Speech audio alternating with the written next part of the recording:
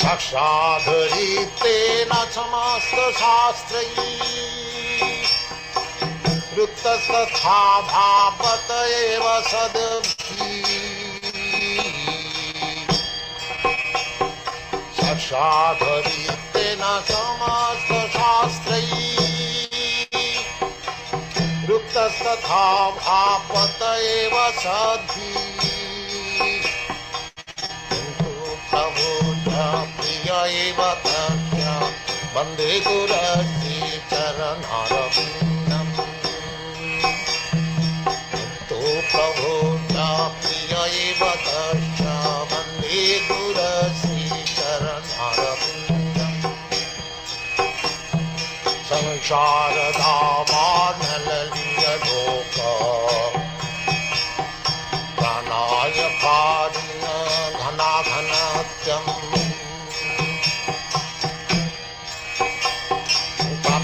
सकलन गुणार्णवश वन्दे गुरश्री चरणारविन्दम्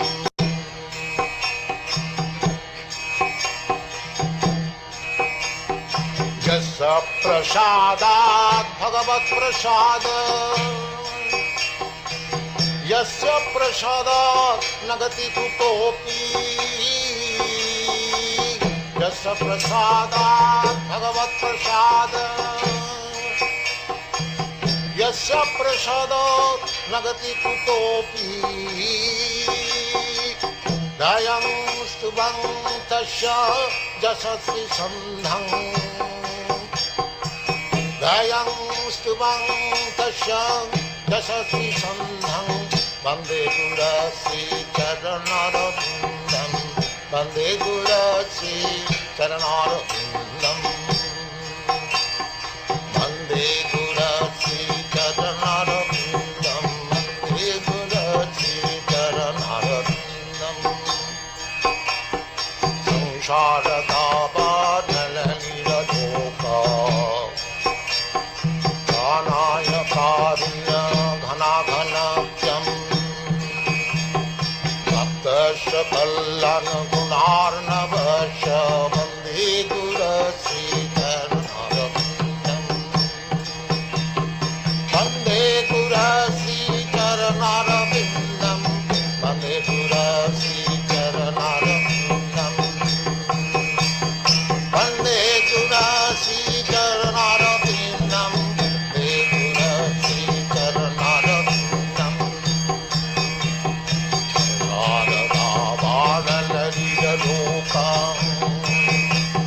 प्राणाय कारुण्य घनाघनतम्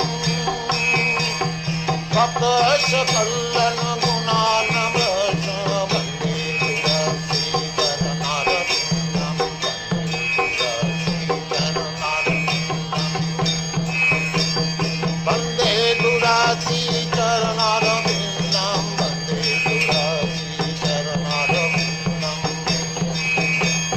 वन्दे गुरश्री चरणारविन्दम्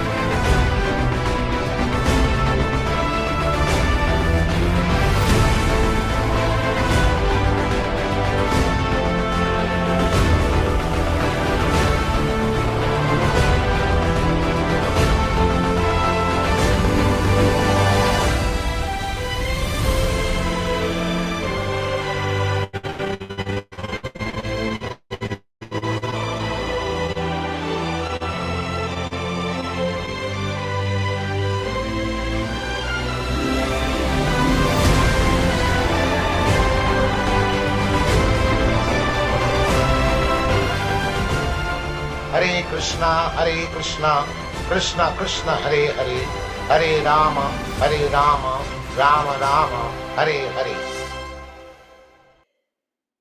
Hare Krishna, all glories to Srila Prabhupada, and welcome to this Saturday morning.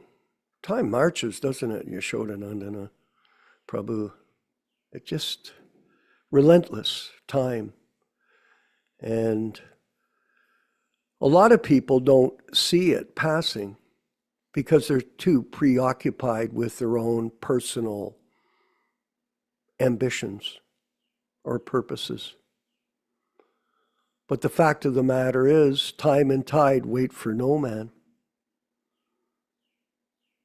And what we do with our time is the most important thing. How we spend our days, weeks, months, and years, because time is marching.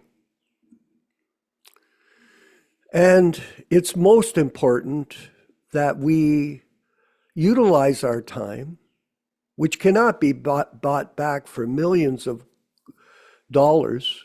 No. Once it's gone, it never returns, at least in this sojourn, this journey of time that we're in now in this particular body. But the best use of our time, Vijaya Pandit, is to somehow or other get the attention of Krishna. Yes. Because that is the secret of success for the devotee, to attract Krishna.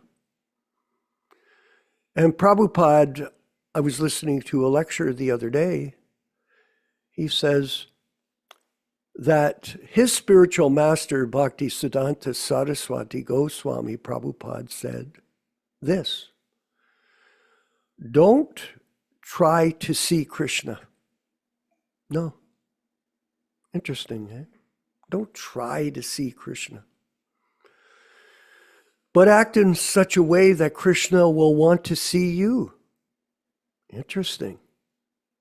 Now, think about it.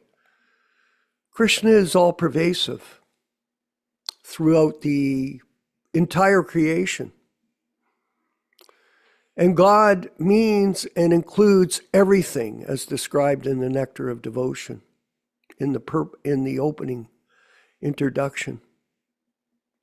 Now, how to comprehend that is very difficult because we're so insignificant. We're 1/10,000th, the tip of a hair. And you think you're important? That's Maya. You're in Maya. So how can the insignificant living entity, Michael, like myself and you, attract Krishna? How can you do it? It's a good question. And I was talking to our friend, we have some verse here. I was talking to our friend Rupa Goswami, who's working on our study guide with us, with our team. Prabhu Martinez as well, who's just created the Dhamma explanations, all the different holy lands. And we're compiling these books that we're going to distribute specifically to give people insight in how to follow Krishna consciousness without being deceived by the misrepresentations that have taken place in Prabhupada's movement, the ISKCON group. Complicated subject, isn't it? Yes. And I said to Rupa Goswami, I said, you know something, Prabhu? He said, he told me, he says, I'm 100% into doing this. 100%. I told him, okay, good. Because by doing this, you're getting the attention of Krishna. And if you can attract Krishna to your devotional service, then you're a success in life. And what is the service? That he is working together with us to protect Michael, Prabhupada's legacy. Think about it. It sounds Italian, doesn't it? Just think about it. But the fact of the matter is, this simple direction that one takes in their life, Vijaya Pandit, to try to protect the legacy of A.C. Bhaktivedanta Swami Prabhupāda through your service attracts the attention of Krishna. Now someone could say, well, how's that possible? Because what is more important in this entire world than that? Can you think of a greater service? No, there isn't one. I don't care what you do in your world. It has no value unless you attract Krishna to your life. I'm reading the Krishna book, Mother Rotisha. What a fascinating piece of work by Srila Prabhupada. You know, because he's going ahead with the 10th canto in case he would have left his body prematurely, let's say for us, he would still have the chance to present the 10th canto to us, which is very important to be able to get to the 10th canto, because that describes the highest stages of Krishna consciousness to the devotee. Oh yeah. Like later I'm going to read about the rasa dance. I'm a little bit paranoid about that because I'm not very qualified to get that information. But Prabhupada wanted to give us this information, Madhurya Rasa. He wanted to give us all the information he possibly could while he was personally with us. So I'm reading about Kamsa. Oh my God, that guy was a complete demon.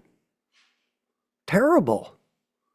The things that he was doing to kill all these babies of his sister-in-law, Devaki, was terrible.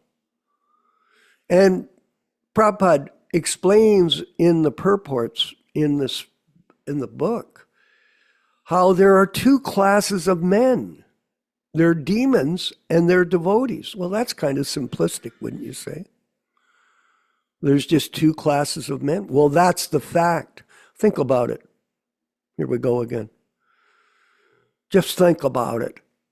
You've got these people in the government positions.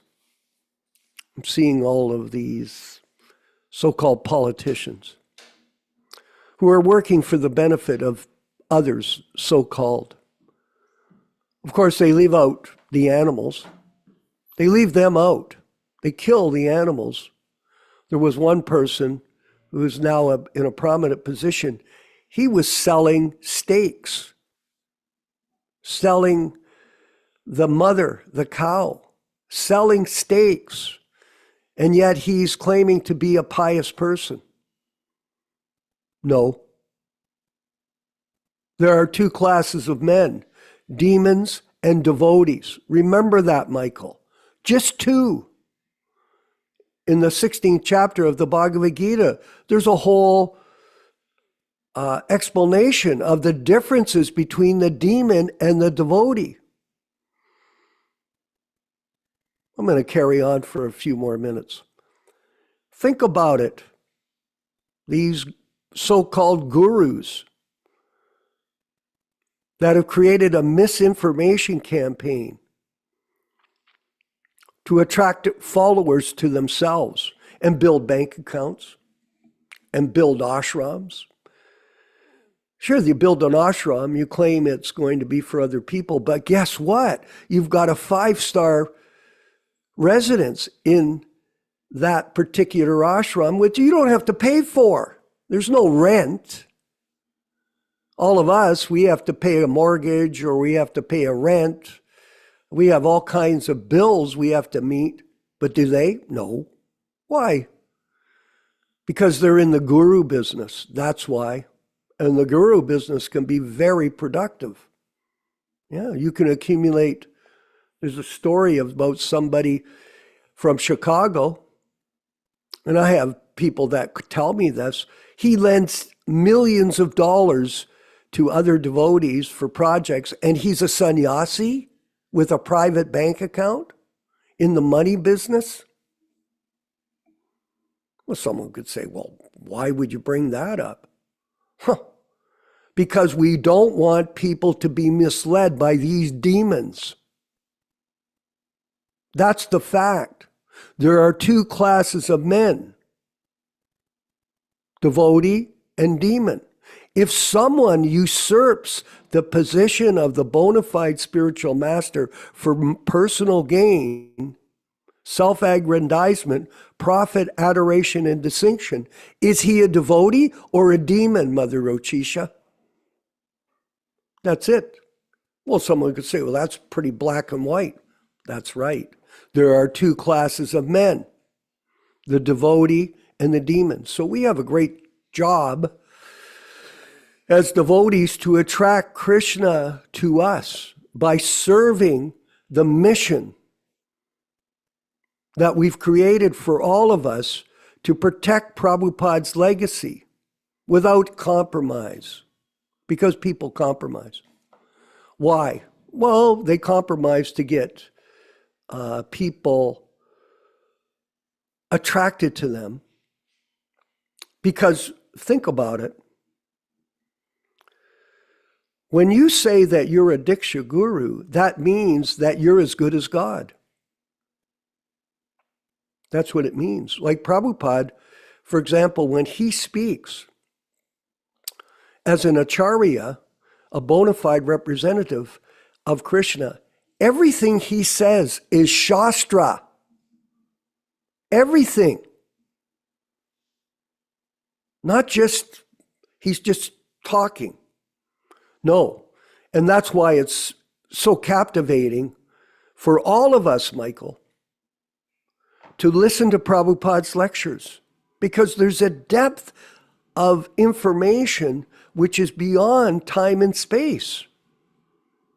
It's beyond the ordinary mind of a petty individual who thinks he can become guru by association with Prabhupada without proper surrender and service, not to usurp his position, which is what's gone down.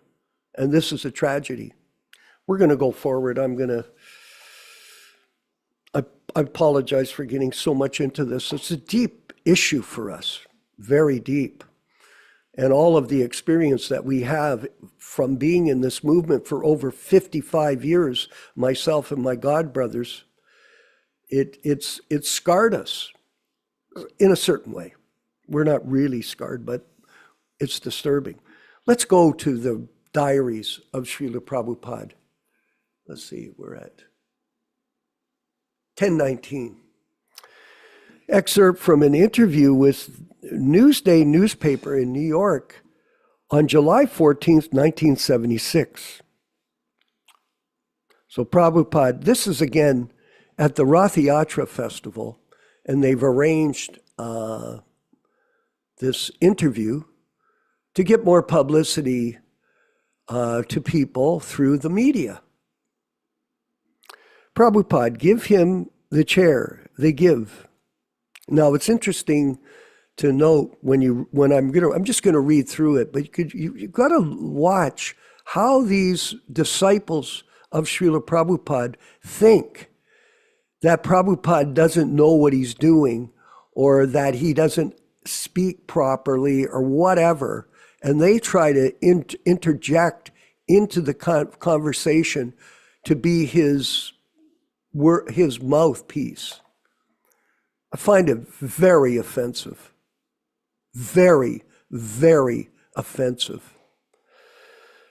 Please give him the chair. These gentlemen are reporters and a photographer from a very large newspaper in Long Island called Newsday.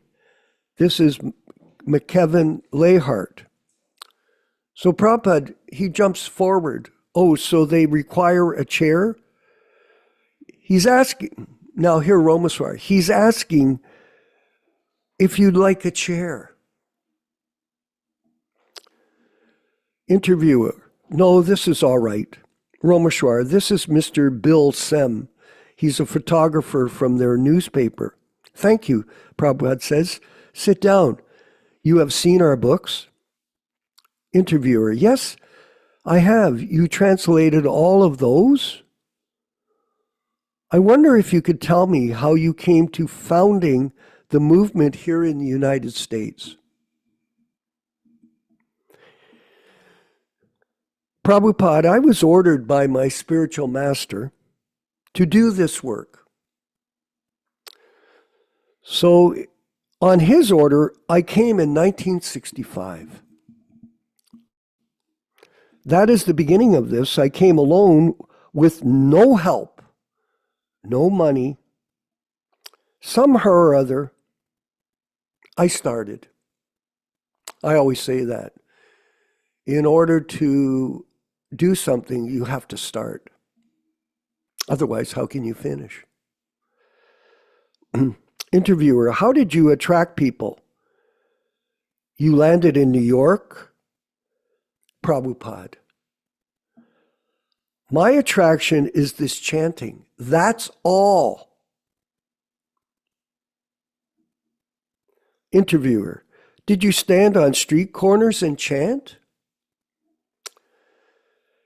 Yes, I had no magic, Prabhupada said. Just like others, they say some show some magic. I never showed any magic. No, I understand that, the interviewer says. And Bali Mardan says, Tompkins Park. Prabhupada, by Tompkins Park, I was chanting, and these boys gradually came. First picture was published by the New York Times. Then we started branches in San Francisco, Montreal, Boston, and then Los Angeles in this way. Interviewers, so you just chanted in Tompkins Park and people came. Prabhupada, yes, I was underneath a tree. I think that picture was published by The Voice, a very big article published. Interviewer, what did you have to offer them? If you were chanting in the park and I said, what are you doing? Why are you chanting? What's your thing here? Prabhupada. Oh, here. Bali Mardan, he said, what did you have to offer? Here he's trying to translate for Prabhupada. You know, he blooped because he got caught with his wife cooking chicken in the kitchen. Just so you know. Romeshwar, he said if someone had come up to you while you were there chanting and said, what are you doing this? Why are you offering? How would you have replied?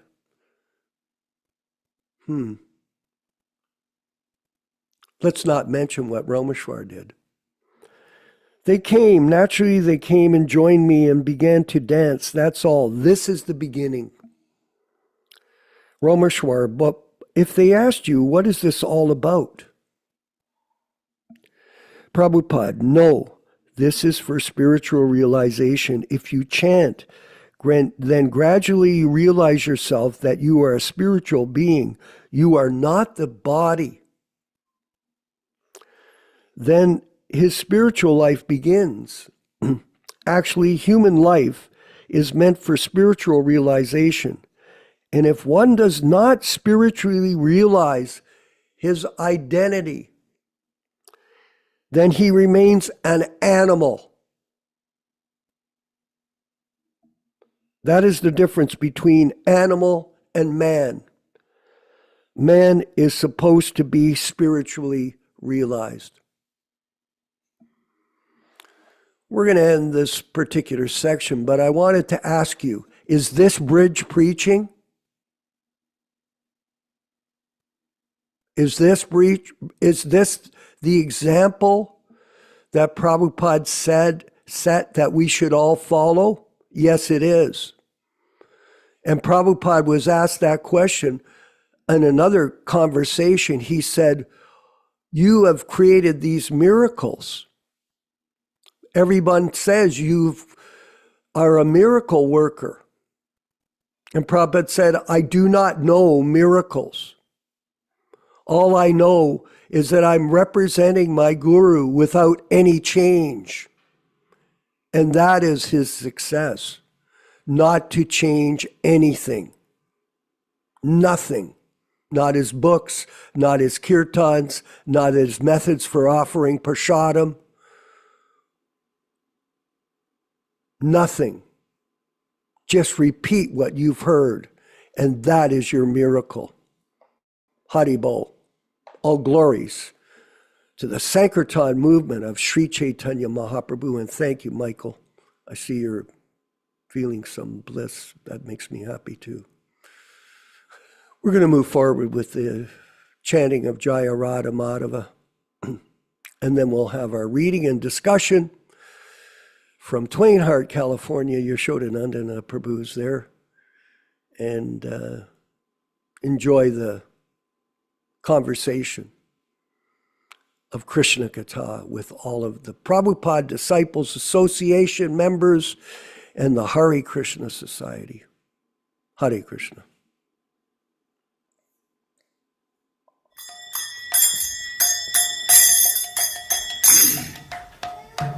Sai.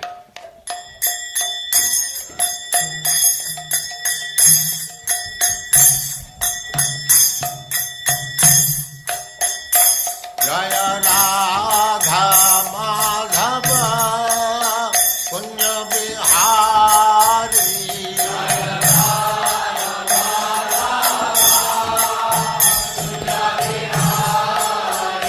Jaya Radha Madhava Punya Bihari.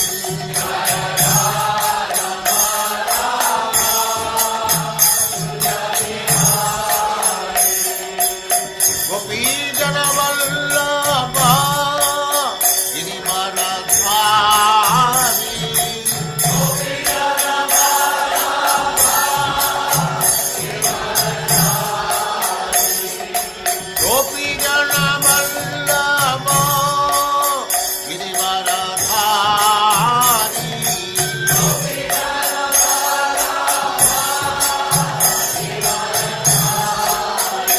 Jaya Radha Madhava Punya Bihari. Jaya Radha Madhava Punya Bihari. Jaya Radha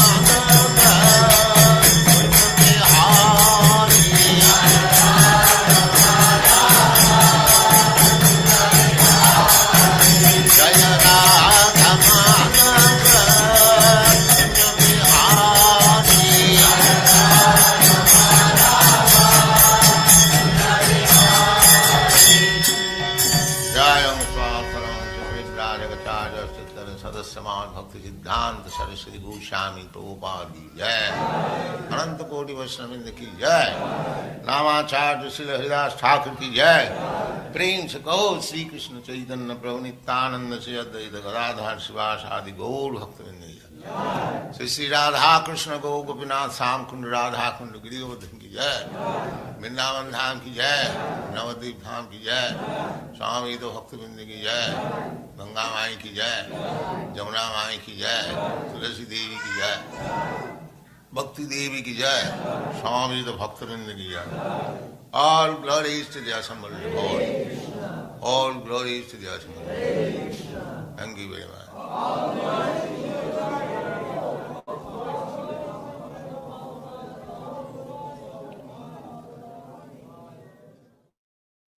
Om Namo Bhagavate Vasudevaya. Om Namo Bhagavate Vasudevaya. Om Namo Bhagavate Vasudevaya. O my Lord Sri Krishna, the son of Vasudeva, the all-pervading personality of Godhead, I offer my respectful obeisances unto you. From Srimad Bhagavatam 1:1:1.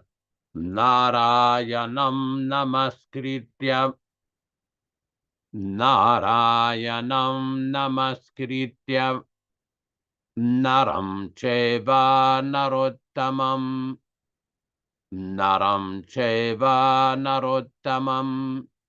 devim saraswatim vyasam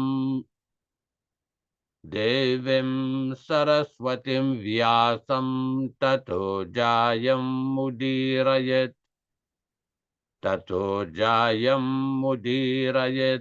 One should utter the means of conquest, Srimad Bhagavatam and Srimad Bhagavad-gītā, after offering respectful obeisances, 1, to the personality of Godhead Narayana, 2, to the Narayana Rishi, who is the supermost human being, 3, to the Mother Saraswati, the goddess of learning, then 4, to Srila Vyasadeva, the author. From Srimad Bhagavatam 1-4. Welcome everyone to this reading and discussion on Srimad Bhagavad-gītā. As we do every week, we will be reading a few selected Sanskrit verses which were introduced by Srila Prabhupada himself in 1966 when he began his lecturing program in New York City at the ISKCON temple. Om Ajnana Timirandasya Jnananjana Shalakaya Chakshuran Militam Yena Tasmai Shri Gurave Namaha. I was born in the darkest ignorance, and my spiritual master opened my eyes with the torch of knowledge. I offer my respectful obeisances unto him. Sri Chaitanya Manobishtam Stapitam Yena Bhutale Swayam Rupa Kada Makhyam Dadati Svapadantikam. When will Srila Rupa Goswami Prabhupada, who has established within this material world the mission to fulfill the desire of Lord Chaitanya, give me shelter under his lotus feet? Vandeham Shri Guru Shri Yuta Padakamalam Shri Gurun Vaishnavamscha Shri Rupam Sagrajatam Sahaguna Raghunathan Anvitam Tam Sajivam Sadvaitam Savadhutam Parijana Sahitam Krishna Chaitanya Devam Sri Radha Krishna Padan Sahagana Lalita Shri Vishakanvitamscha. I offer my respectful obeisances unto the lotus feet of my spiritual master and unto the feet of all Vaishnavas. I offer my respectful obeisances unto the lotus feet of Srila Rupa Goswami, along with his elder brother Sanatan Goswami, as well as Raghunath Dasa and Raghunath Bhatta, Gopala Bhatta, and Srila Jiva Goswami. I offer my respectful obeisances to Lord Krishna Chaitanya and Lord Nityananda, along with Advaita-Ācārya, Gadadhar, Srivasa, and other associates. I offer my respectful obeisances to Srimati Radharani and Sri Krishna, along with their associates Sri Lalita and Vishaka. He Krishna Karuna Sindhu Dinabandhu Jagatpati Gopesha Gopika Kanta Radha Kanta Namostuti. Oh, my dear Krishna, you are the friend of the distressed and the source of creation. You are the master of the gopis and the lover of Radharani. I offer my respectful obeisances unto you. Tapta Kanchana Gourangi Radhe Vrindavaneshwari Vrishabhanu Sute Devi Pranamami Hari Priye. I offer my respects to Radharani, whose bodily complexion is like molten gold, and who is the queen of Vrindavana. You are the daughter of King Vrishabhanu, and you are very dear to Lord Krishna. Vanchakalpa tarubhyascha kripa sindubhya evacha patitanam pavanebhyo Vaishnavebhyo namo namaha. I offer my respectful obeisances unto all the Vaishnava devotees of the Lord, who can fulfill the desires of everyone, just like desire trees, and who are full of compassion for the fallen souls. Sri Krishna Chaitanya Prabhu Nityananda Sri Advaita Gadadhara Srivasadi Gaura Bhakta Vrinda Hare Krishna Krishna Krishna Hare Hare Hare Rama Rama Rama Hare Hare. This class is being conducted on the basis of the original 1972 non-edited, non-interpolated, non-adulterated version of the Bhagavad-gītā As It Is, the Macmillan edition. We will proceed with our verse for this week.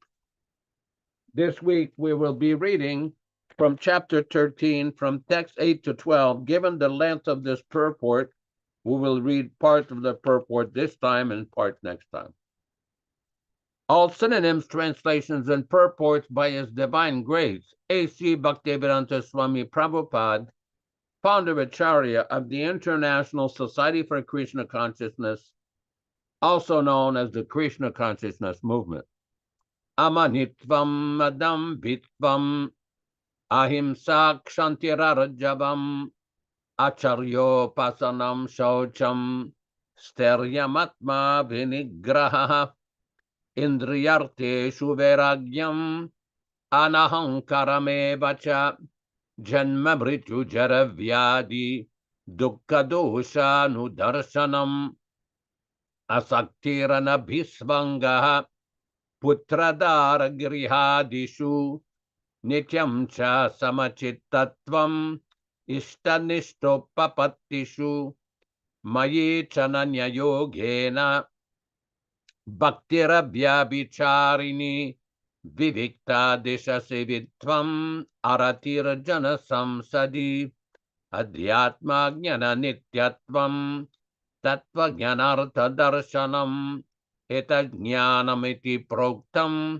ajnanam yadatonyata amanitvam humility, adambitvam pridelessness, ahimsa nonviolence, kshanti tolerance, arjavam simplicity, acharya upasanam approaching a bona fide spiritual master, saucham cleanliness, Steryam, steadfastness. Atma vinigraha, control. Indriya artishu, in the matter of the senses. Vairagyam, renunciation. Anahankaraha, being without false egoism. Eva, certainly. Cha, also. Janma, birth. Mrityu, death. Jara, old age. Vyadi, disease. Dukkha, distress. Dosha, fault. Anudarshanam, observing. Asaktihi, without attachment. Anabhishvangaha, without association. Putra, son. Dhara, wife. Griya adishu, home, etc. Nityam, eternal. Cha, also. Samachittatvam, equilibrium. Ishta, desirable.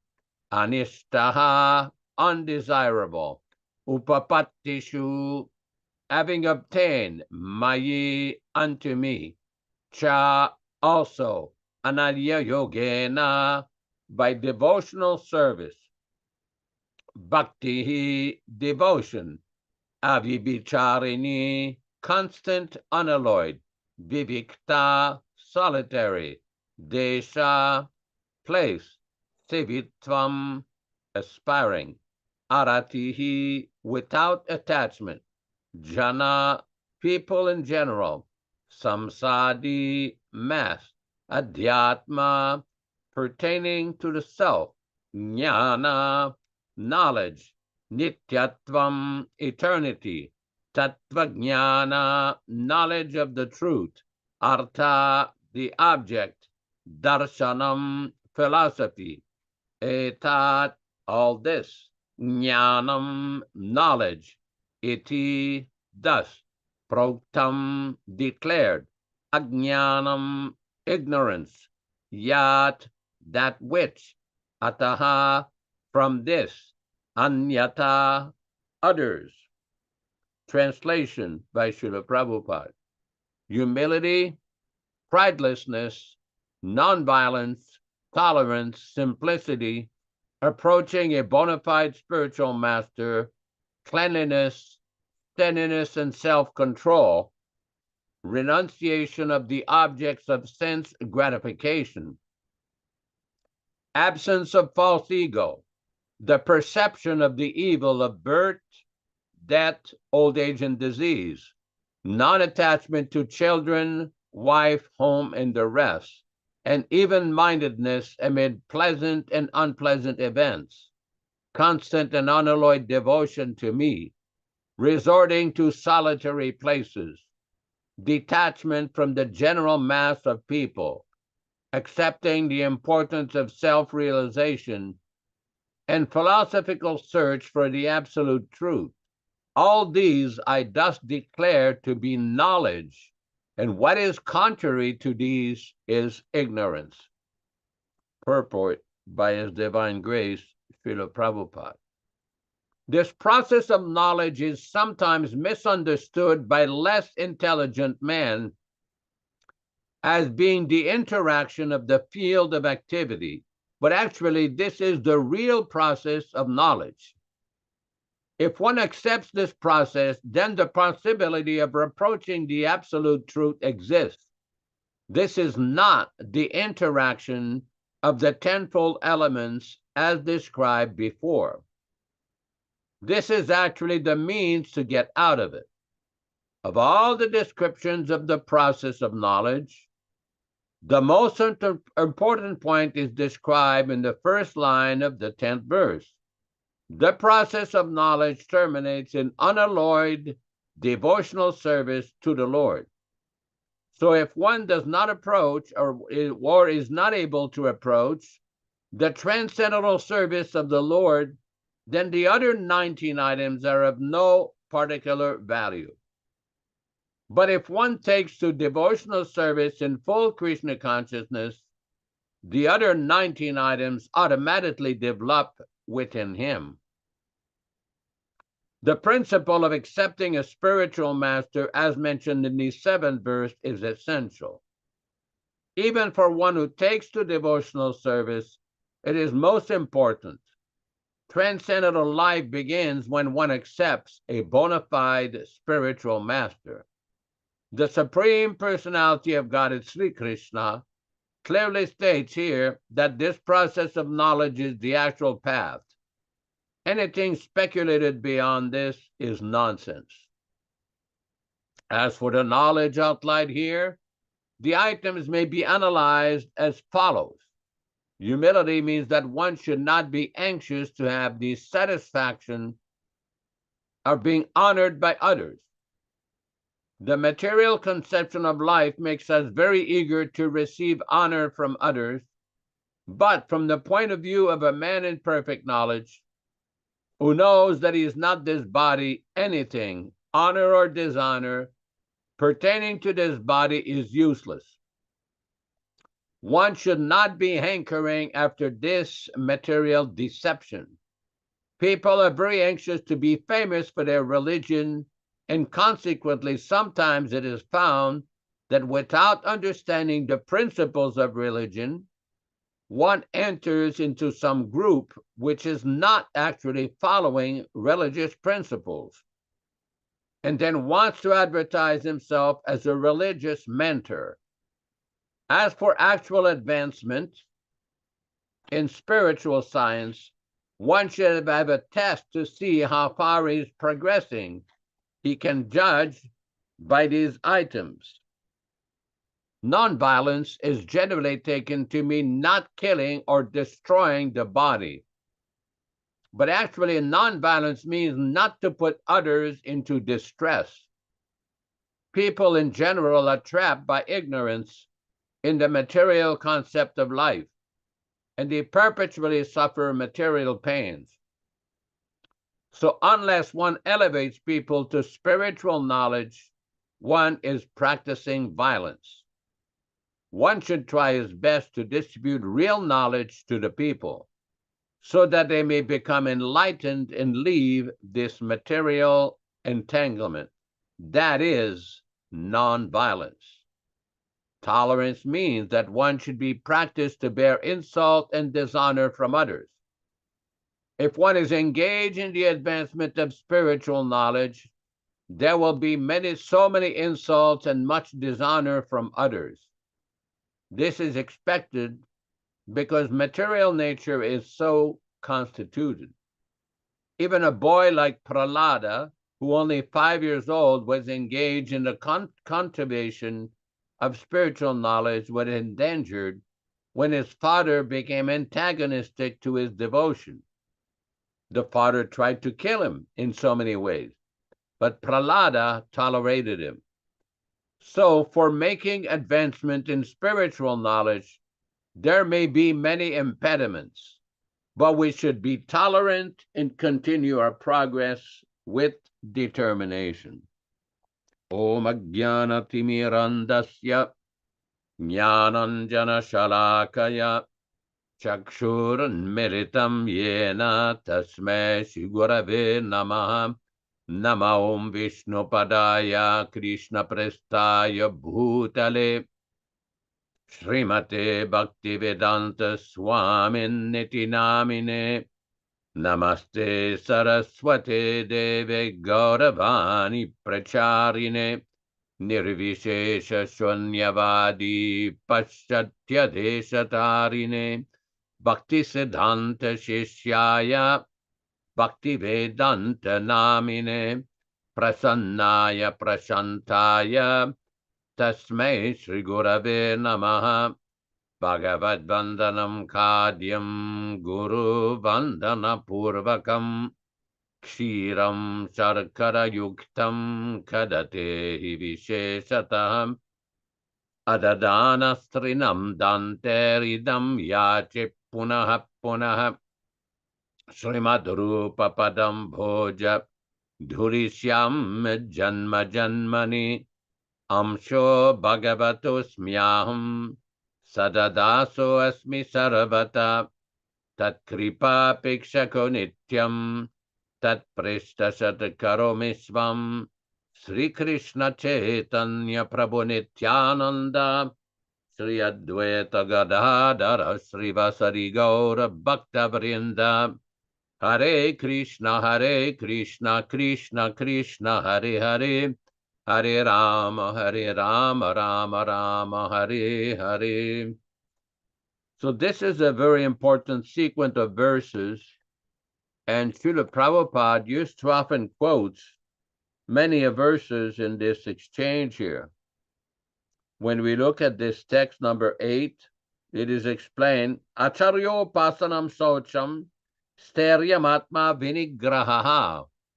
Acharyo pasanam is accepting the position of the bona fide authorized Acharya. This is explained in the purport by Srila Prabhupada, accepting the bona fide spiritual master. Prabhupada says, as for acceptance of the spiritual master, that is essential, because without the instruction of a bona fide spiritual master, one cannot make progress in the spiritual science. One should approach the spiritual master with all humility and offer him all services so that he will be pleased to bestow his blessings upon the disciple. Because the bona fide spiritual master is a representative of Krishna, if he bestows any blessings upon his disciple, that will make the disciple immediately advance without the disciples following the regulated principles. Or the regulated principles will be easier for one who has served the spiritual master without reservation. Now, what does this mean? This means, first of all, to follow the instructions. And another point that is very important is not to manufacture different interpretations contrary to the instructions of the spiritual master. What do we mean by that? What does it practically mean? This means no mental speculation. When I first joined the temple in Montreal in 1969, there was a devotee named Ishan Das. Ishan was a very accomplished musician. When we would go in Samkirtan, he would play the trumpet.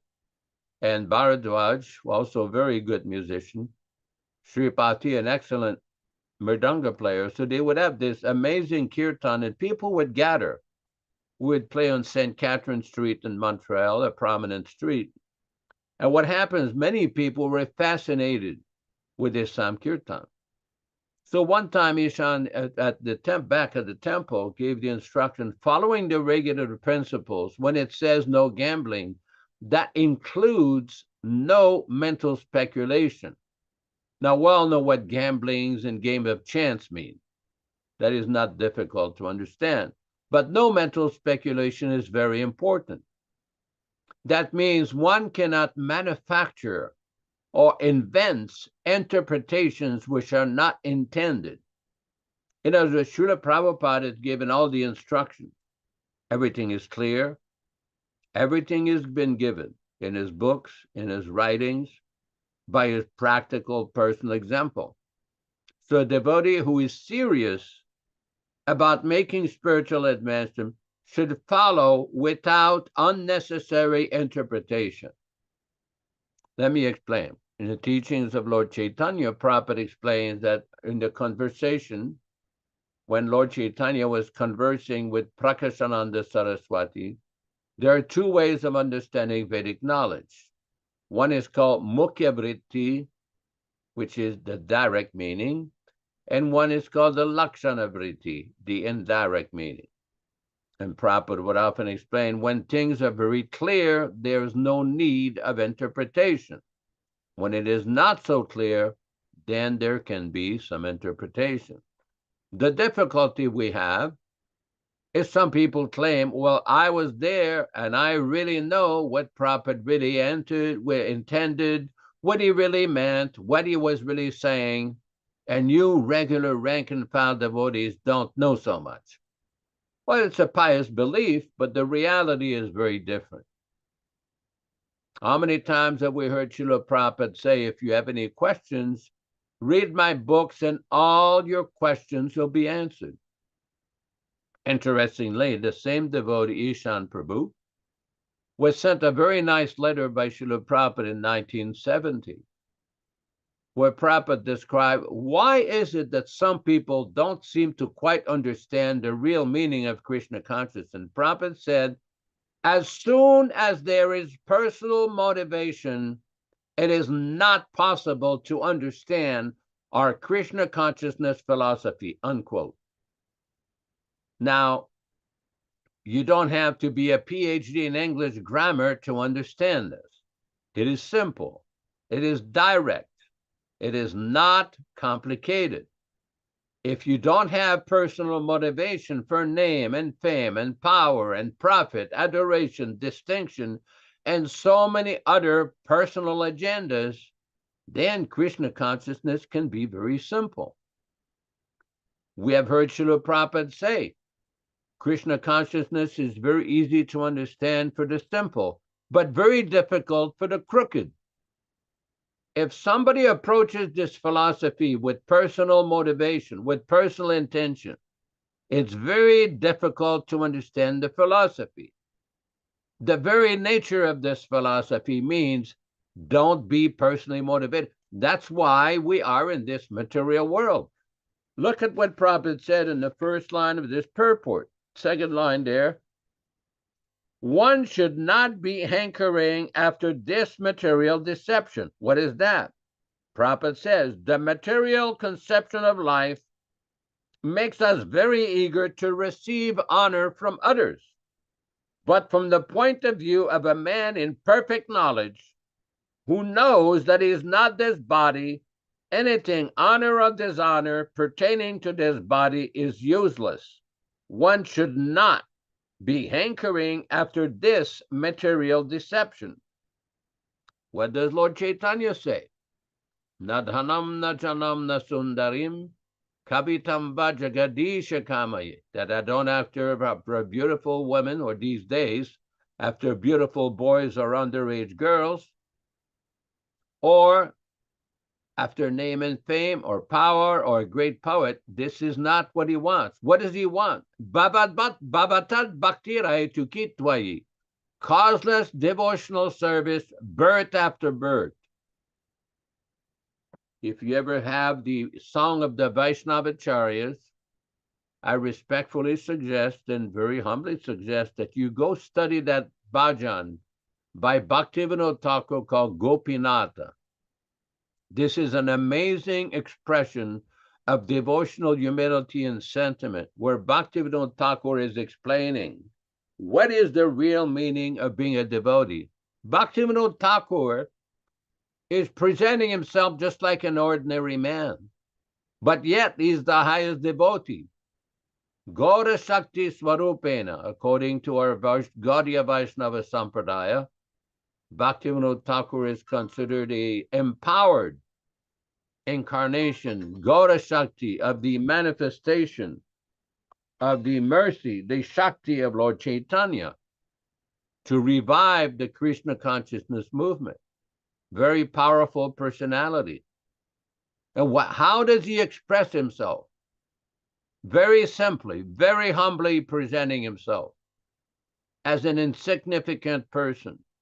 He's the most exalted, yet he describes himself as insignificant. Same thing in the Chaitanya Charitamrita. Krishna Das Kaviraj, the celebrated author of the Sri Chaitanya Charitamrita, presents himself as lower than the worm in the stool. That if one hears his name, he incurs sinful activities. If one recites his name, he says he loses all of his pious activities. But yet this devotee is considered one of the highest devotee in our Gaudiya Sampradaya, on the level of the 6 Goswamis. Yet he expresses himself like the worm in the stool. Lord Chaitanya, Trinadapi Sunachena. But yet we have a class of devotees, or pseudo-devotees, who think themselves so important that they can dare to publicly insult the topmost Mahabhagavata in our Sampradaya. Topmost, just leave it there, Prabhu. Nilesh, we'll read that in a second. They will dare to claim that Prabhupada was an employee of their corporation. Just see their foolishness, their bewilderment. They're so much after money, power, and control that they cannot see or understand the first point about spiritual life. You have that, Neil Shyama Prabhu, you were just quoting on the screen. I wanted to read that. Thank you very much, Prabhu. This is some lecture on Bhagavad-gītā where Prabhupada explained. This is in Hawaii on January 30th, 1975. Could go further down. Dambo Darpa. Okay, go up, up, up. All right, leave it there.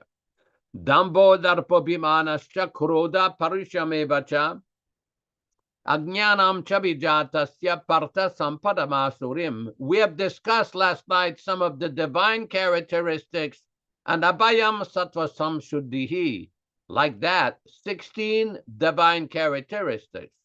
And here, the demonic characteristics, we can understand a thing by analysis of characteristics. In the chemical laboratory, things are tested by characteristics. Just like this chemical, color is like this, shape is like this, then taste is like this, then chemical reaction is like this. They are slated for each and every chemical.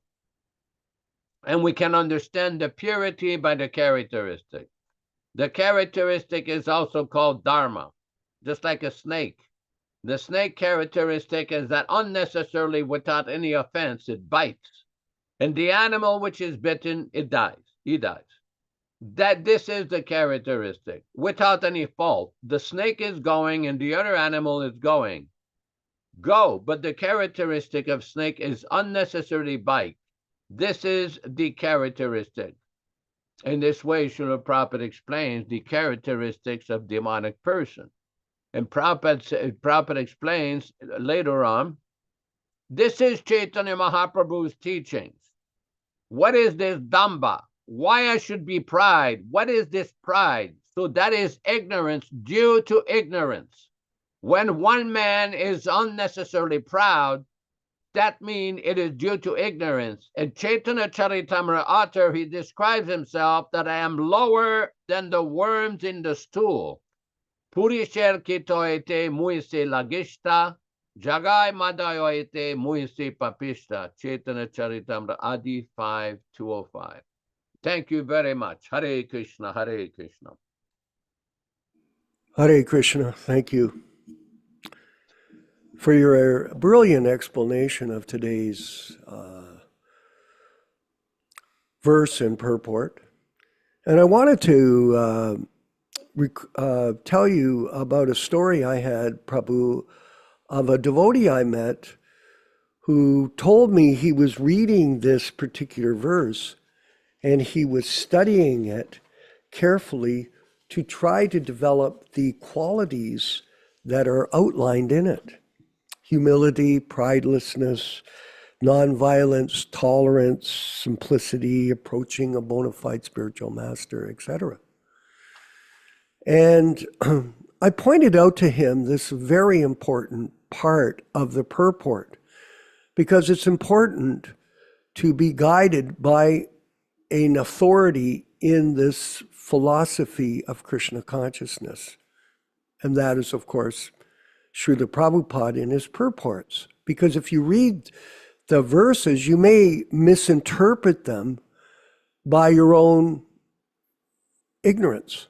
You don't know what Krishna is saying.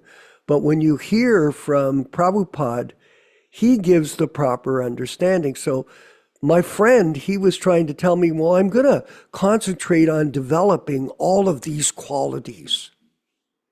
I'm going to have truthfulness, and I'm going to be simplicity and this and that. But in this purport, here is the answer, and I tried to point this out to him. Did he listen? Of course not. He didn't listen, because people generally do not listen. Prabhupada says, of all the descriptions of the process of knowledge, the most important point is described in the first line of the 10th verse. The process of knowledge terminates in unalloyed devotional service to the Lord. So if one does not approach or is not able to approach, then the transcendental service of the Lord, then all the other 19 items are of no particular value. But if one takes to devotional service in full Krishna consciousness, the other 19 items automatically develop within him. So here's the answer. You don't have to go through each of the individual qualities and say, I'm going to become humble. I'm going to become simplistic. I'm going to do this or that. No, you have to simply take up the process of devotional service to the spiritual master. And through bhakti yoga, these qualities will develop. Very interesting point to understand. For example, Prabhupada also explains the value of chanting your rounds. Some people may minimize that. They say, well, I can't do it. I've got to do something else. Well, this is the foundation of your spiritual life. If you take up the process of chanting every day without fail, that should be your first, let's say, responsibility as a bhakti yogi, is to chant your rounds.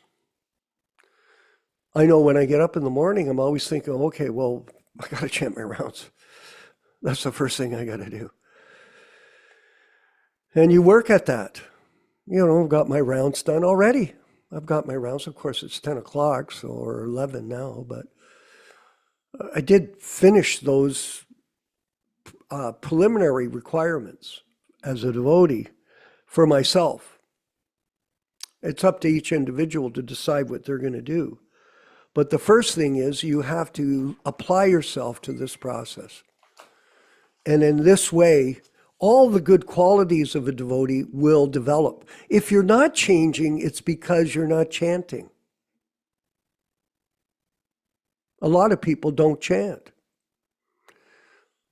I know in a particular case, I'm not mentioning a name, but there's one particular guru who has 75,000 disciples. 75,000. And he doesn't chant his rounds. Of course, now he physically can't. But even back when he used to come to Toronto on a regular basis, he came every 3 months to Toronto. I don't know why. He wasn't a GBC, he wasn't this or that, but he would show up. He would just show up. And he would come to the temple, he would stay there. He never got up in the morning for the morning program. He never attended anyone else's classes, and he never chanted his rounds. And that's evidenced by a lot of people, not by me. I've seen it with many godbrothers of mine who claim to be guru. They don't chant their rounds. I know it. I'm not trying to fault find, it's a fact. So this process of devotional service, the development of your character. What is your character? What is it? Well, it's going to be reflected by your discipline. Disciple means discipline. And if people apply themselves to this process of Krishna consciousness properly, without any change, then the good qualities of Krishna consciousness, devotees, will manifest within you. That's a simple thing. Now, Prabhupada also mentioned in this purport, and I wanted to highlight it, that nonviolence is generally taken to mean not killing or destroying the body, but actually nonviolence means not to put others into distress. Now, I wanted to highlight this point because Prabhupada says that also includes the animals.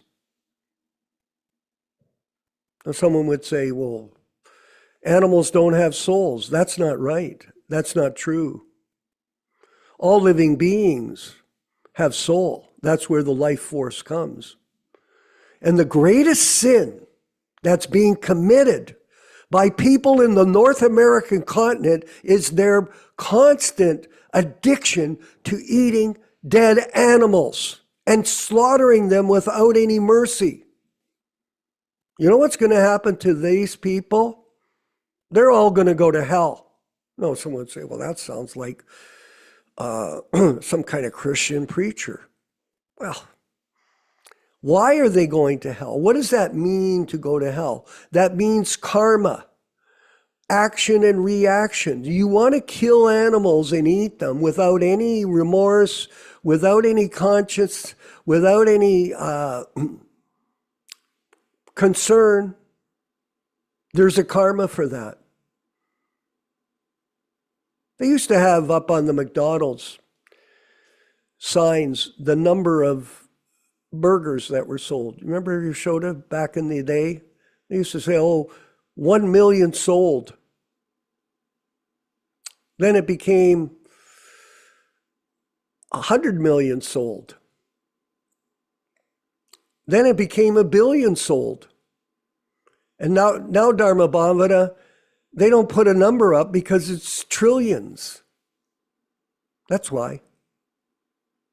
This particular lifestyle, this Kali Yuga demoniac society we live in, is going to hell. And Prabhupada told us, I remember this, he said, if you want to stop the wars, you have to shut down the slaughterhouses in Chicago. Remember that famous lecture? That's what he said. Because there's a tremendous karma that is there when you, without any hesitation, kill innocent domestic animals, pigs, cows, goats. All these species have a right to live, and this violence that goes on against them is the damnation of people in this modern world. Yes, it is. And so if people want to overcome these bad habits, they have to take to the process of Krishna consciousness, like I was saying here earlier. When you do that, then all the qualities of goodness start to manifest within the heart. But if you don't, then you'll be taken up by the mode of passion, the mode of ignorance. And guess what? You'll take birth in a lower species of life, guaranteed. Oh, well, that sounds like kind of fire and what is it, brimstone? That sounds kind of radical. Well, if you don't accept the laws of karma, if you don't understand that you're not the body, if you don't understand you're the servant of Krishna, if you don't take shelter of a bona fide spiritual master, Prabhupada said, you're nothing but an animal. And you'll act like an animal, and you'll suffer like an animal when you die. One last point. As a devotee, you may be persecuted, Nila Shama. You could be persecuted. I know. I just wanted to say this, just so everybody knows this.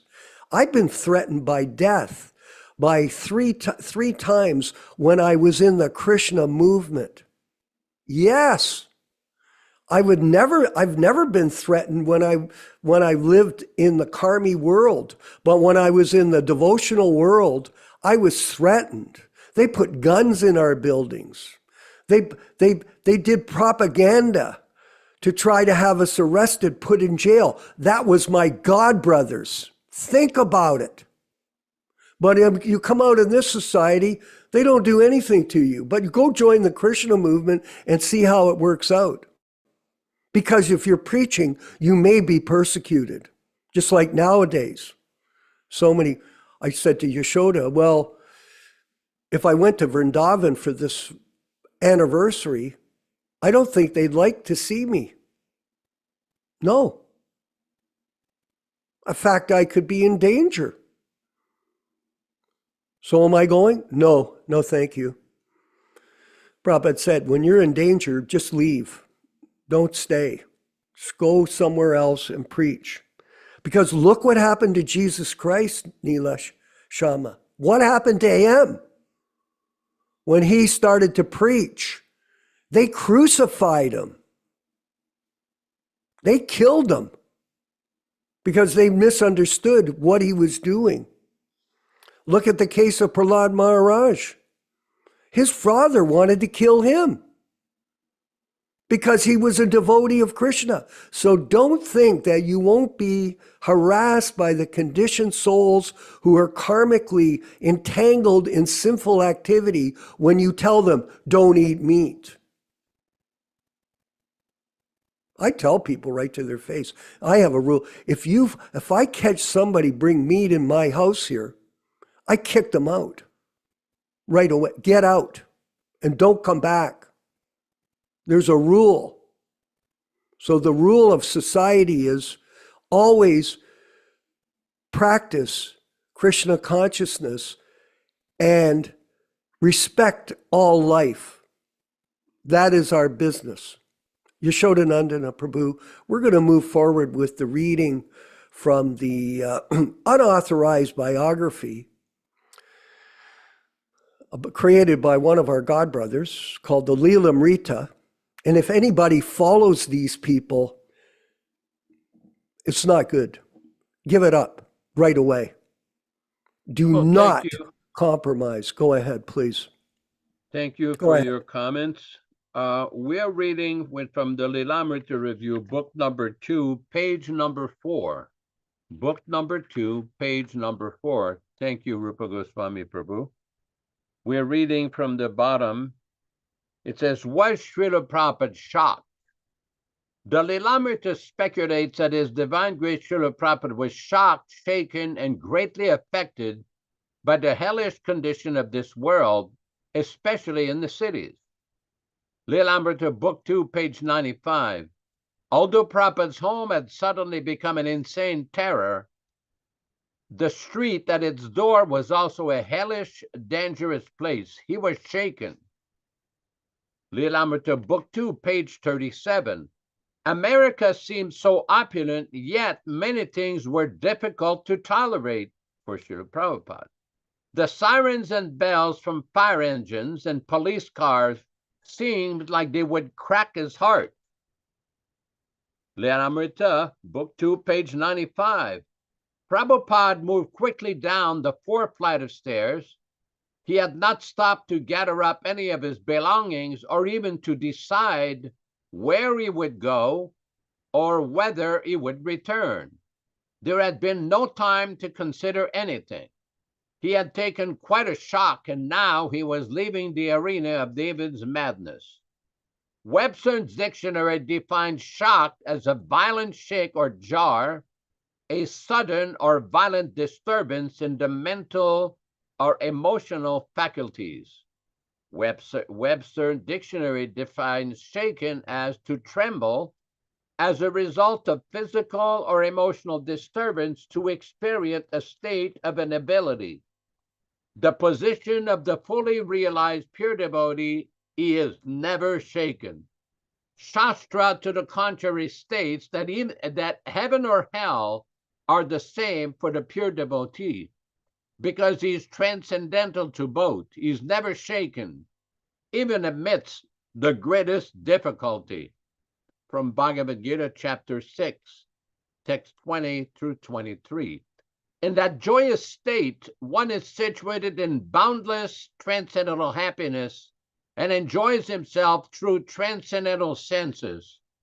Established such, one never departs from the truth.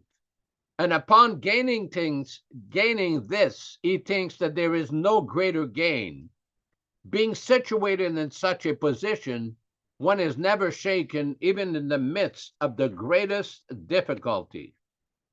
Then we have, further down, Srimad Bhagavatam, Canto 4, Chapter 29, Text 71. When a man is suddenly shocked by some great loss, he forgets his identification with the gross body. Because of ignorance of the spiritual body, of which we have no experience, we do not know the activities of the spiritual body. And in ignorance, we jump from one false platform to another. We act sometimes in relation to the gross body and sometimes in relation to the subtle body. If by Krishna's grace we act in our spiritual body, we can transcend both the gross and subtle bodies. In other words, we can gradually train ourselves to act in terms of the spiritual body. Srila Prabhupada, the pure devotee is always situated in Vrindavana. The Lilamrita offers that his divine grace was affected by the hellishness of America to such a degree that he wanted to get away and return to Vrindavan as an escape. Prabhupada, yes, I'm not happy here. Women, yes, I know. Prabhupada, I shall be happy to return to my Vrindavan, that sacred place, from Lilamrita, book number 2, page 59. But Shastra tells us differently, that the pure devotee is always in Vrindavan or Vaikuntha. He's always experiencing Vrindavan or Vaikuntha, and he creates that atmosphere even for others, wherever he goes. A devotee engaged in the service of Narayana is always in equilibrium. A devotee actually lives transcendentally. Although he may appear to have gone to heaven or hell, he does not live in either place. Rather, he always lives in Vaikuntha. From Srimad Bhagavatam, Canto 8, Chapter 21, Text 32. Thank you very much. Back to you, Vishwakarma, in the studio. Well, that's right. The pure devotee is not part of this material world. He is a transcendental warrior descended from the spiritual plane to deliver the conditioned souls in the Kali Yuga out of this repeated cycle of birth and death. So it's a very important position, and it shouldn't be minimized. I'm going to ask Dharma Bhavana, our Prabhu in Dallas, maybe he could share a few comments on today's program.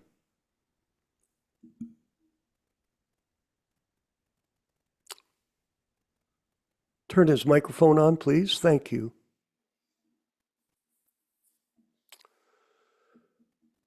Still not working.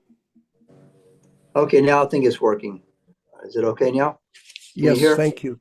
Okay. Yes, thank you. Yeah, we were reading earlier from the beginning of the class how Prabhupada was asked, how did he attract the people? How did he get started in America? Yeah. He came with no money, almost nothing. And Prabhupada said, oh, I just started chanting the holy names. I guess at Tompkins Square Park, or maybe when he opened up class 26 2nd Avenue, there was a long kirtan in the morning and evening.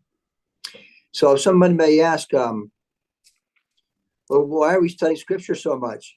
And I was going to read from, thank you, Chaitanya Charitamrita, Madhya Lila, chapter 20, text 353. And in his verse, I don't think I can bring it up. It's okay. It's described here, like locally, you have people trying to chant the holy names, but without deep Shastric knowledge, it just becomes a disturbance in society. They come and complain to me, oh, we're failing. And I said, well, if you do all the things exactly opposite of what I tell you, it's probably going to be failure. So here in this verse, I'll start reading. It's Madhya Lila, chapter 20, text 353. The Vedic literature is composed by the omniscient Mahamuni Vyasadeva are evidence of all spiritual existence. Only through these revealed scriptures can all conditioned souls attain knowledge. Purport. Foolish people try to concoct knowledge by manufacturing something in their brains. This is not the real way of knowledge. Knowledge is Shabda Praman, evidence from the Vedic literature. Srila Vyasadeva is called Mahamuni. He is also known as Veda Vyas because he has compiled so many Shastras. He has divided the Vedas into 4 divisions: Sama, Rik, Yajur, and Atharva. He has expanded the Vedas into 18 Puranas and has summarized Vedic knowledge in the Vedanta Sutra. He also compiled the Mahabharata, which is accepted as the 5th Veda. Bhagavad-gītā is contained within the Mahabharata. Therefore, Bhagavad-gītā is also Vedic literature, Smriti. Some of the Vedic literatures are called Shrutis and some are called Smritis. Sri Rupa Goswami recommends in Bhakti Rasamrita Sindhu, Shruti Smriti Puranadi Pancharatra Vidyambina Aikantiki Harer Bhaktir Utpatayaiva Kalpade. Unless one refers to Shastra, Shruti, Smriti, or Puranadi, one's spiritual activity simply disturbs society. So I just wanted to read that part of the purport. It seems to be a real important evidence how important it is to study scriptures. And that's mostly what we do here. Thank you, Haribo. Thank you. Excellent.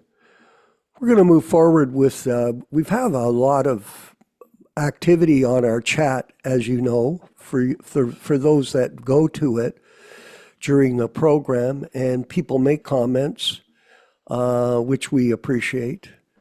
And I thought there was an interesting comment made by Neil Shama Das, and it is something that Jesus said, and I'm going to have him comment on it in a second. But the point is this: he's saying, "Forgive them, for they know not what they do." Now, in the Bhagavad-gītā, this is a discussion before the battlefield of Kurukshetra. That's how Krishna dealt with the demons. How did he deal with them?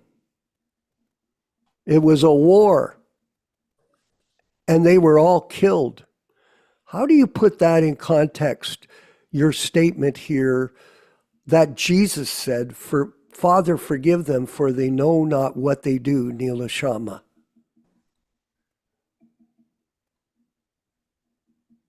Is his microphone on? Neela? Is he there? His hand's up. The comment's there, but his face is not there. Okay. Yaśodā-nandana, maybe you could comment on that. Father, forgive them, for they know not what they do. Well, that's the compassion of a pure devotee. Pure devotee are amazingly tolerant, and one of their ways of giving instruction is basically to tolerate the offenses of others, tolerate the insults of others. Srila Prabhupada did that in many ways. It also shows their compassion upon those who are offenders or blasphemers. The one thing we do see, though, although they were very tolerant for themselves, they do not tolerate distortions of bona fide spiritual philosophy, just like Prabhupada did not tolerate distortion. It's one thing for innocent offenses or somebody's misdeeds or personal problems. But Srila Prabhupada did not like it when his devotees tried to distort the philosophy. Just like there was an example of a letter that was in the Prabhupada letter book of a devotee who asked a question of Prabhupada whether Lord Jagannath had a flute or something. And Prabhupada said, the greatest danger to our movement is when we concoct and invent new ways of worshiping the deities. I'm paraphrasing here. And therefore, Prabhupada, although he was very tolerant and most merciful and very kindly forgave the innocent offenses of devotees, when it came to misrepresenting the philosophy, he did not like that. He did not tolerate that. Same thing in the Bible. There's so many instructions that are given by Jesus to various personalities or various people trying to correct their misguided or misunderstandings of proper spiritual behavior. So that's my comment with that. I don't know if Neil Shama is back or if you wanted him to put an additional He's not comment. there. That's okay. Okay. But Ron Singh in Oroville, California. maybe you could comment on this point about what happened in the Mahabharata, what happened with the people that offended the devotees as compared to Jesus's teachings. By the way, these teachings of Lord Jesus are mostly the first level of spiritual education for the devotee. Just like we have, Prabhupada said, the Bhagavad-gītā is an introduction. Srimad Bhagavatam and Chaitanya Charitamrita are the different stages of education spiritually. So the Bible is an elementary explanation of morality. Just know that. Is there any mention of Vaikuntha? Is there any mention of Goloka Vrindavan? Is there any mention of the Purusha avatars in the Bible? Nothing. Maybe you can study the Bible if you want, but you're going to be at the first level. It's not a bad thing, but it's the first level of spiritual knowledge. It's not the most advanced. No way. So Ron Singh, please, if you could comment. There's a funny quote, Prabhupada says, devil quoting scripture. So we see this a lot of times. People, at least in the Bhagavad-gītā, Krishna was setting the whole thing up, and it went according to his direction. So we're very fortunate to see how Srila Prabhupada is explaining everything very nicely. So it's pretty clear that we take the Vaishnava perspective, which is Srila Prabhupada's perspective, that there's no, when there's time to fight, there's time to fight. Prabhupada says himself, there's philosophical or physical. Devotees are not afraid to fight for what is right. And there's many instances where Srila Prabhupada had given orders for devotees to be protected. So that's my little comment on that. You can see if you read Prabhupada's letters or Prabhupada's conversations, he many times instructs to protect devotees and defend devotees. So that's my side of the understanding. Okay. Well, thank you.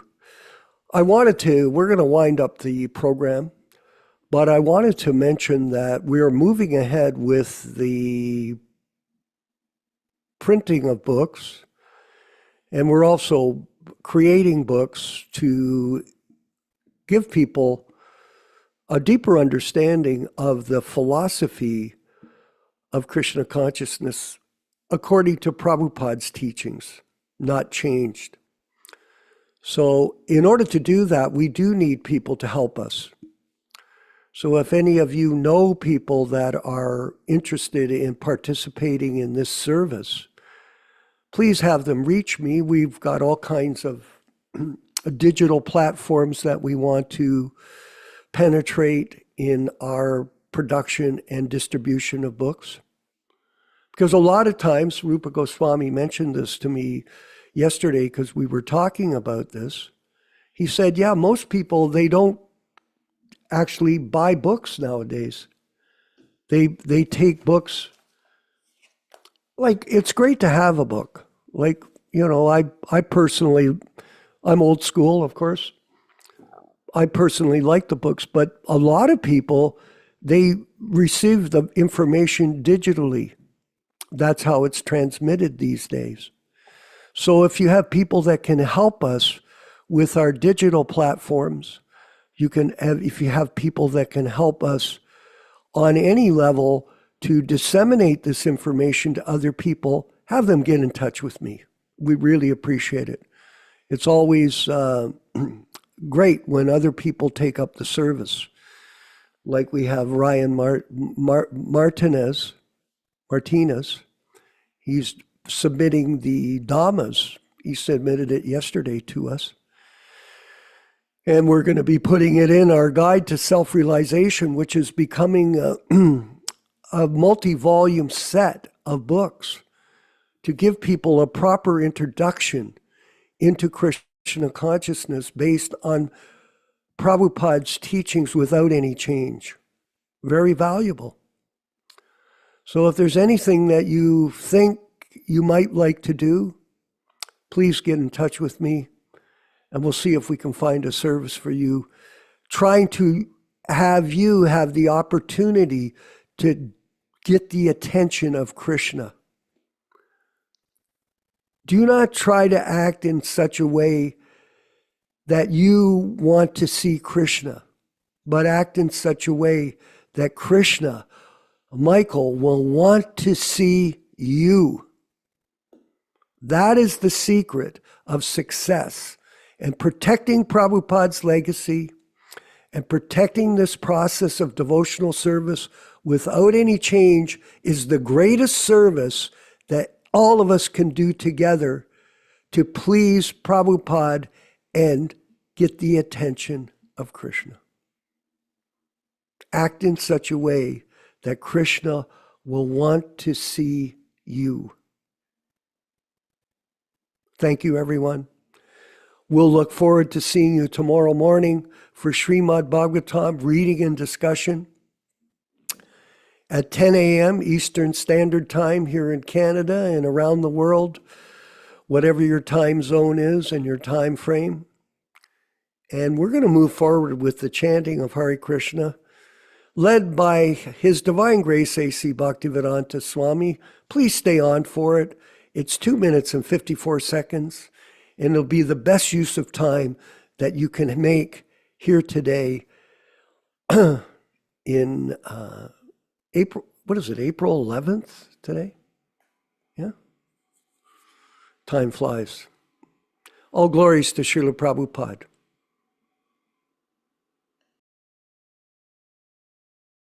Hare Krishna, Hare Krishna, Krishna Krishna, Hare Hare, Hare Rama, Hare Rama, Rama Rama, Hare Hare. Hare Krishna, Hare Krishna, Krishna Krishna, Hare Hare, Hare Rama, Hare Rama, Rama Rama, Hare Hare. Hare Krishna, Hare Krishna, Krishna Krishna, Hare Hare, Hare Rama, Hare Rama, Rama Rama, Hare Hare. Hare Krishna, Hare Krishna, Krishna Krishna, Hare Hare, Hare Rama, Hare Rama, Rama Rama, Hare Hare. Hare Krishna, Hare Krishna, Krishna Krishna, Hare Hare.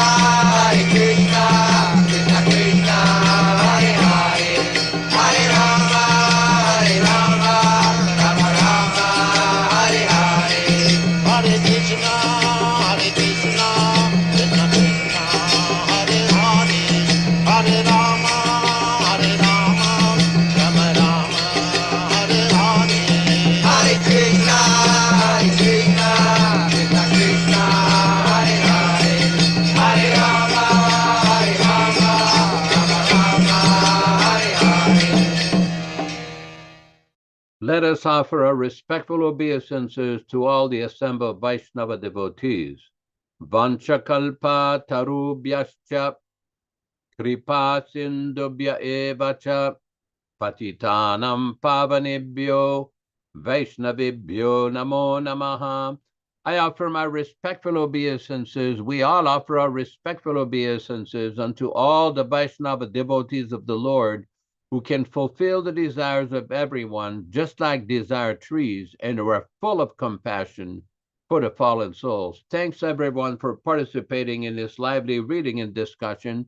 Thanks Vishwakarma Prabhu in Hamilton, Ontario, Canada, Vijay Pandit in Italy, Douaeville, Italy, Rochisa Mataji in Canada, Quebec City, Neil Sharma in Florida, and Rupa Goswami Prabhu in Mumbai, Ram Raghava Prabhu. We can't see his picture, but we know he's there in Brighton, Georgia, USA. Hare Krishna Prabhu, Hare Krishna.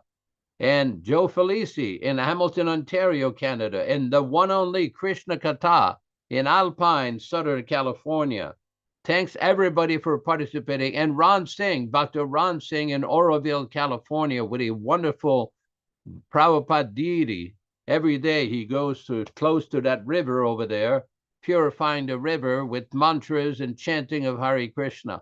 Thanks everybody for participating. We hope to see you tomorrow morning for Srimad Bhagavatam reading at 7 o'clock a.m. Pacific Standard Time, corresponding to 10 a.m. Eastern USA and Eastern Canada. Thank you very much. Let us spend 2 minutes or whatever the time is to hear from these Jamaican devotees with some very unique chanting of the Maha Mantra. Hare Krishna, Hare Krishna. Hare Krishna, Hare Krishna, Krishna Krishna, Hare Hare, Hare Ram, Ram Ram, Hare Hare. Hare Krishna, Hare Krishna, Krishna Krishna, Hare Hare, Hare Ram, Ram Ram, Hare Hare. Hare Krishna, Hare Krishna, Krishna Krishna, Hare Hare, Hare Ram, Ram Hare Hare.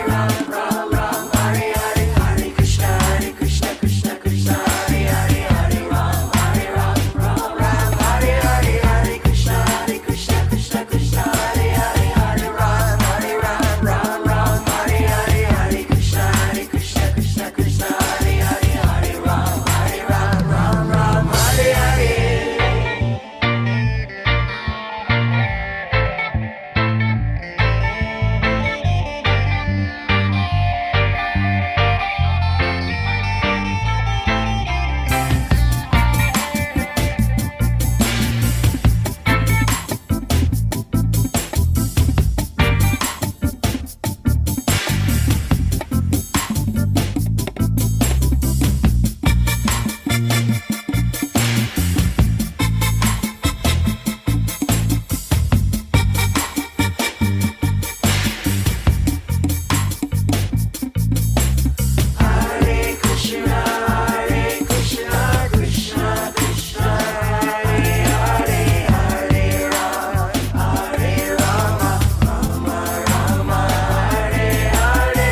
Krishna, Hare Krishna, Krishna Krishna, Hare Hare, Hare Ram, Ram Hare Hare. Hare Krishna, Hare Krishna, Krishna Krishna, Hare Hare, Hare Ram, Ram Hare Hare. Hare Krishna, Hare Krishna, Krishna Krishna, Hare Hare, Hare Ram,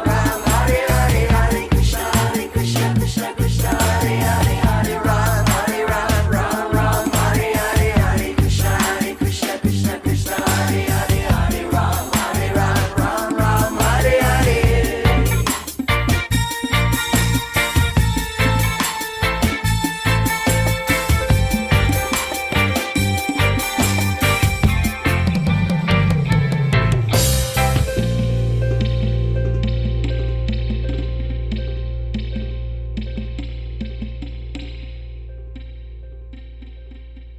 Hare Krishna, Hare Krishna, Krishna Krishna, Hare Hare, Hare Ram, Ram Hare Hare. Hare Krishna, Krishna Krishna, Hare Hare, Hare Rama, Rama